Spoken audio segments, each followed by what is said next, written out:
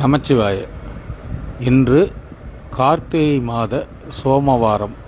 இந்த ஆண்டின் கார்த்திகை மாதத்தின் கடைசி சோமவாரம் என்று சொல்லக்கூடிய திங்கட்கிழமை. இன்று நடக்கும் சங்காபிஷேகம் மிக மிக உயர்ந்ததாக கருதப்படுகிறது. சங்கு என்பது நம் கூடு என்றால் அந்த சங்குக்குள் இருக்கும் ஜீவனாகிய நீர் என்ற நீரை இறைவனுக்கு அபிஷேகமாக செய்வது. அதாவது ஒவ்வொரு ஆன்மாவும் இறைவனுக்கு அர்ப்பணமாக கூடியதற்காகவே பிறந்திருக்கிறது.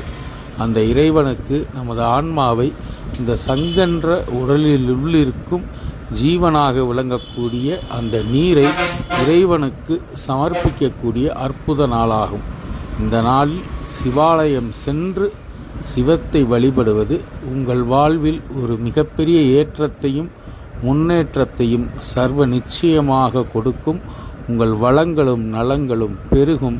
இறைவன் அருள் பரிபூர்ணமாக உங்களுக்கு கிடைத்து உங்களது வாழ்வும் மேன்மையடையும்.